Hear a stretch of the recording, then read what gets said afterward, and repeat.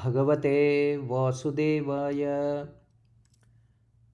ఆత్మబంధువులరా, పురాణం యొక్క ముఖ్య ఉద్దేశం ప్రకృతి వర్ణన, ప్రకృతి ఆరాధన, భూగోళ ఖగోళాది శాస్త్ర విజ్ఞానార్జన. తద్వారా ఐహిక సుఖాలను ధర్మానుసారం పొందుతూ ప్రాపంచిక భోగాలను క్రమేణా త్యజించి చివరకు పారమార్థిక చింతనకు దారితీయడానికి సహాయపడేవే పురాణాలు. నైమిసారణ్యంలో సూతుడు చెప్పిన గాథలను శ్రీ వేదవ్యాస భగవానుడు అష్టాదశ పురాణాలుగా విభజించి రచించారు. శ్రీ స్కాంద పురాణం అష్టాదశ పురాణాల్లో ఒకటి. వేదవ్యాసులు అందించిన స్కాంద పురాణంలోని విశేషాలను తెలుసుకునే ప్రయత్నంలో భాగంగా ఇప్పటిదాకా క్షీరసాగర మథనం, త్రిపుర దహనం, దక్షయజ్ఞం, దక్షిణామూర్తి స్వరూపం, దేవతలు, రతీదేవి, మన్మధుడు, కైలాస ఆగమనం, శివపార్వతుల కళ్యాణం, కుమార సంభవం, స్కందని 16 స్వరూపాలు తెలుసుకున్నాం. ఇందులో శివకుమారుని లీలలు తెలుసుకునే ప్రయత్నం చేద్దాం. ముందుగా గురువందనం. గురు బ్రహ్మ గురు విష్ణు గురుదేవో మహేశ్వర గురు సాక్షాత్ పరబ్రహ్మ తస్మై శ్రీ గురవే నమః. ఓం శివాయ విష్ణురూపాయ శివరూపాయ విష్ణవే. శివస్య హృదయం విష్ణుః విష్ణోశ్చ హృదయం శివః. ఓం తత్పురుషాయ విద్మహే మహాసేనాయ ధీమహి తన్నో షణ్ముఖ ప్రచోదయాత్.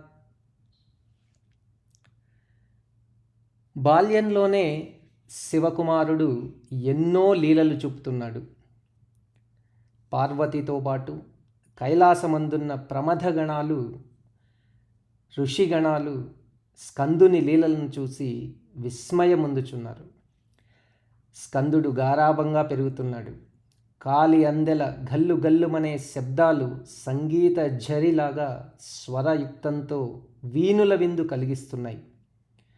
ప్రకాశించే కర్ణ కుండలంతోనూ, నడుము చుట్టూ ఉన్న వడ్డానానికి సొగసునిస్తున్న చిరుగంటల రవళితోనూ అందరినీ ఆకర్షిస్తున్నాడు బాలసుబ్రహ్మణ్యుడు.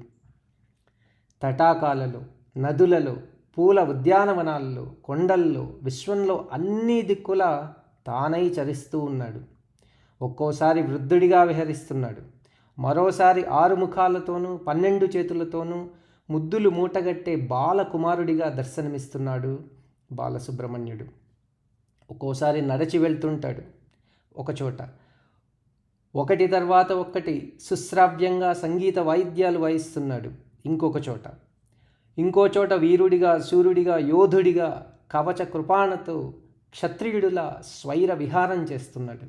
ఇవన్నీ లీలా వినోదంగా చేస్తున్న బాలసుబ్రహ్మణ్యుణ్ణి చూస్తున్న పార్వతీదేవి మాతృ హృదయం ఉప్పొంగిపోతోంది. అది చూచి శివుడు పార్వతితో ఇలా అన్నాడు: పార్వతి, ఒకప్పుడు నాకుండిన 6 ముఖాలే మన కుమారస్వామికి ఇప్పుడు నా ప్రతిరూపాలైనాయి. మన ఇరువురికి సంబంధించిన తారక బ్రహ్మ బీజాక్షరములే 6 అక్షరముల మంత్రాలయ్యాయి. ఓం శరవణ భవ అను మంత్రాన్ని ఉపాసించు వారికి సుబ్రహ్మణ్య స్వామి స్వయంగా రక్షించడానికి సమాయత్తమవుతాడు. సుబ్రహ్మణ్యునికి మనకి భేదం లేదు. మనమెలా సర్వత్రా వ్యాపించి ఆది దంపతులమో అలాగే సుబ్రహ్మణ్యుడు కూడా అంతటా నిండియుండి మనం చేసే సర్వకార్యాలను తాను స్వతంత్ర ప్రతిపత్తితో చేయగలుగుతాడు. అయినా కూడా వినయ సంపన్నుడై మన ఆశీస్సులు కోరతాడు. తన్ను ఆరాధించు భక్తులకు సకల శుభములను, ఐశ్వర్యాలను చేకూరుస్తాడు. ఇల్లు, వాకిలి, భూమి, ఆభరణాలు, ఇష్టజన బంధుత్వము, శత్రుక్షయము, భక్తి, జ్ఞానం, వైరాగ్యం అనే ప్రకృతి వికృతి భోగాలనిచ్చి మోక్ష సామ్రాజ్యాన్ని ఇవ్వగల సమర్థుడు మన కుమారస్వామి. ఇంకా చతుర్ముఖుడైన బ్రహ్మదేవుని మన ఈ షణ్ముఖుడు ప్రణవ మంత్రమునకు సరియైన వివరణ చెప్పమని ప్రశ్నించి అందుకు సృష్టికర్త అయిన బ్రహ్మదేవుడు సమాధానం చెప్పలేకపోయినప్పుడు అతన్ని బంధించి చెరలో వేస్తాడు. తానే సుబ్రహ్మణ్యుడు అయినందువల్ల బ్రహ్మకన్నా మిన్నగా సృష్టికర్త అయి తన విధులను సలక్షణంగా నిర్వహిస్తాడు. అసుర సంహారం చేస్తాడు. దేవతలకు సేనాధిపత్యం వహించి వారిని రక్షిస్తాడు. ఇంకా లోకాలన్నింటినీ బంతుల్లాగా ఆడుకోగలడు. అన్ని పర్వతాలను ఒక్కటిగా చేర్చగలడు. సముద్రాలన్నింటినీ ఏకం చేసేయగలడు. చంద్రమండలంలో సూర్యమండలాన్ని మిళితం చేయగలడు. హిమాలయాలను భూమిలోనికి చొచ్చుకుపోయేలాగా చేయగలడు. పర్వతాలలో ఉద్భవించే అగ్నిశ్రవాలను, అడవుల్లో వ్యాపించే దావాగ్నిని, ఆకాశగంగను తెప్పించి అర్పించగల సమర్థుడు మన సుబ్రహ్మణ్యుడు. ఇవన్నీ బాలసుబ్రహ్మణ్యుడు చేస్తున్నాడు. ఇదంతా చేస్తున్నదెవరో రాక్షసులకు అంతు చిక్కడం లేదు. వారెందు వెడకినా కార్తికేయుణ్ణి చూడలేకున్నారు. ఇది త్రిమూర్తులకే అంతు చిక్కని లీలలని భ్రమించారు రాక్షసులు.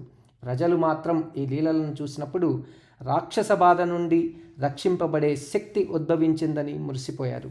కానీ అజ్ఞానులైన దేవతలు మాత్రం అదృశ్యుడైన సుబ్రహ్మణ్యుడు చేస్తున్న లీలలని తెలియక పోరాడి ఓడిపోయారు. చావు తప్పి పరుగులిడారు. అదృశ్యంగా సుబ్రహ్మణ్యుడితో పోరాడిన దేవతలలో చాలామంది పారిపోగా మిగిలిన వారు మరణించారు. ఈ విషయం నారద మహర్షి దేవగురువైన బృహస్పతితో చెప్పి వెళ్ళాడు. యుద్ధభూమిలో విగత జీవులైన దేవతలను చూచి గురుడు హృదయం తల్లడిల్లింది. దేవతలు అజ్ఞానంతో చేసిన ఈ దుష్కార్యాన్ని క్షమించి వారిని బ్రతికింపుమని బాలసుబ్రహ్మణ్యుణ్ణి బృహస్పతి వేడుకున్నాడు. చిరునవ్వులు చిందిస్తూ కార్తికేయుడు గురువు ముందు ప్రత్యక్షమయ్యాడు. దేవగురు, ఇంద్రాది దేవతలు నేనెవరో తెలుసుకొనలేక మూఢులై ప్రవర్తించారు. నా శక్తి సామర్థ్యాలు వారికి తెలియాలనే వారితో అజ్ఞాతంగా యుద్ధం చేశాను. ఇకనైనా నన్ను బాలుడిని భావింపకుండా గౌరవిస్తారనే ఆశిస్తున్నాను. ఇంద్రాది దేవతలు పునర్జీవులయ్యెదురుగాక అంటూ వారికి ప్రాణదానం చేశాడు సుబ్రహ్మణ్యుడు. దేవతలందరూ పునర్జీవులై లేచి గాంగేయుని పలువిధాలా స్తుతించి, స్వామి, నీవు బాలుడవని ఎంచి తప్పు చేసినందుకు మమ్మల్ని తగిన రీతిగానే దండించావు. నీ విశ్వరూపం చూచి తరించే భాగ్యం మాకు కలుగునిమ్ము అంటూ వినమ్రులై నమస్కరించారు. ఓం శరవణ భవ. లోకా సమస్తా సుఖినో భవంతు. సర్వే జనా సుఖినో భవంతు. శ్రీ సుబ్రహ్మణ్యేశ్వర కటాక్షఫల సిద్ధిరస్తు. సర్వం శ్రీకృష్ణార్పణమస్తు. వచ్చే వీడియోలో బాలసుబ్రహ్మణ్యుని విశ్వరూప ప్రదర్శనం గురించి తెలుసుకునే ప్రయత్నం చేద్దాం. హరి ఓం.